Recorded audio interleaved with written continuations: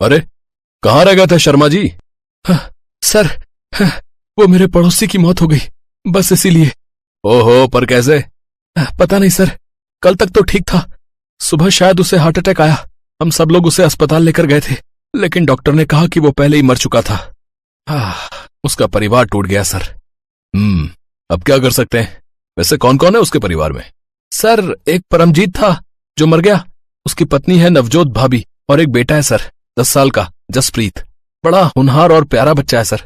ओहो, अच्छा, क्या करता था तुम्हारा ये परमजीत? गरीब आदमी था बेचारा सर, ठेला लगाता था, egg roll, chicken roll, mutton roll वगैरह बेचकर अपना परिवार पालता था।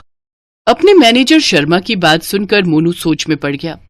मोनू सूद बॉलीवुड का एक मशहूर एक्टर था, साथ ही वो बहुत दयालु और मददगार था। 10 साल के बच्चे के सिर से उसके बाप का साया उठ गया। ये सुनकर उसे बहुत दुख हुआ। सर, आज आपकी दिलजीत सर के साथ मीटिंग है।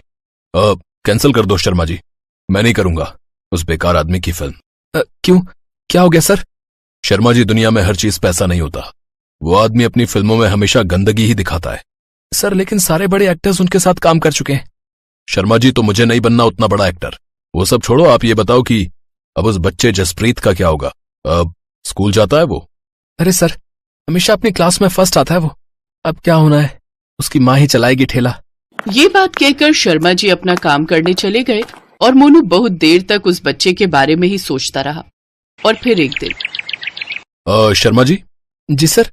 बहुत दिन हो गए स्ट्रीट फूड नहीं खाया, आज बहुत मन कर रहा है। तो आप बताइए ना सर, क्या खाना है, मैं लेकर आऊंगा। नहीं, मैं चलूंगा आपके साथ। अरे सर, लोग आपको खाने देंगे तब ना। आपके साथ सेल्फी खिंचाने के लिए 1 मिनट के अंदर भीड़ लग जाती है, तो फिर। शर्मा जी, ये मेरी खुशनसीबी है कि लोग मुझसे इतना प्यार करते हैं।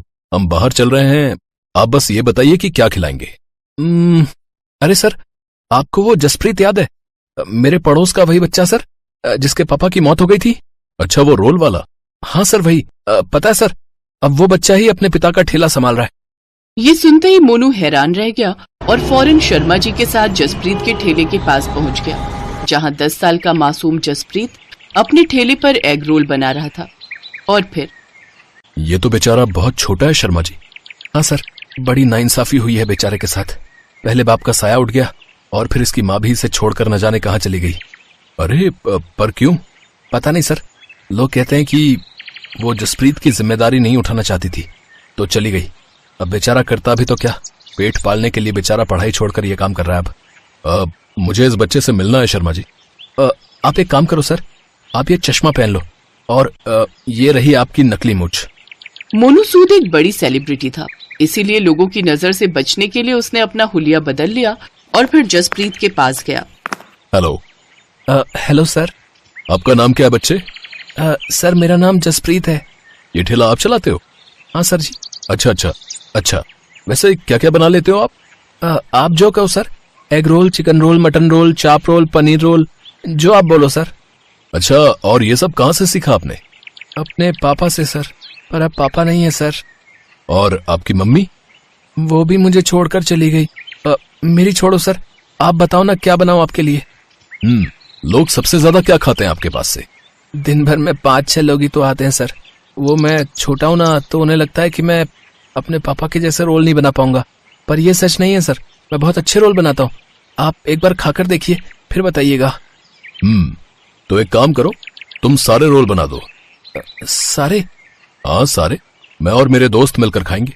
वाहेगुरु करे, आप जैसे सर रोज मेरे पास आए, तब तो मैं अपने स्कूल की फीस भी भर लूंगा। ऐसा ही होगा, तुम चिंता मत करो। इतना कहते ही मोनू ने अपना चश्मा उतारा और अपने चेहरे पर से नकली मूछें हटा दी। लोगों ने जैसे ही मोनू सूद को पहचाना तो वहां चंद मिनटों में ही भारी भीड़ लग गई। मोनू वहीं कुर्सी पर बैठकर जसप्रीत का बनाया एग रोल खाने लगा। मोबाइल फोन्स के फ्लैश रुकने का नाम ही नहीं ले रहे थे। तभी एक रिपोर्टर ने आगे बढ़कर पूछा, मोनू सर, आप यहाँ क्या कर रहे हैं? भाई, ये जो जसप्रीत है ना, मेरा पक्का दोस्त है, बड़े मस्त एग रोल बनाता है, तो बस वही खाने आया था।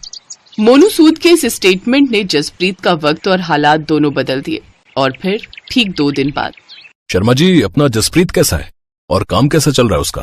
सर, कमाल कर दिया आपने सर।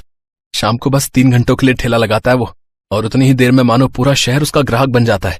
उसने तो अपनी बुआ के लड़के को भी अपने साथ काम पर लगा लिया है, अच्छे पैसे कमाने लगा है। ये तो बहुत अच्छी बात है। बस जरा ये देखिएगा कि उसकी पढ़ाई नहीं रुकनी चाहिए। बाकी कोई भी परेशानी हो तो मैं हूं।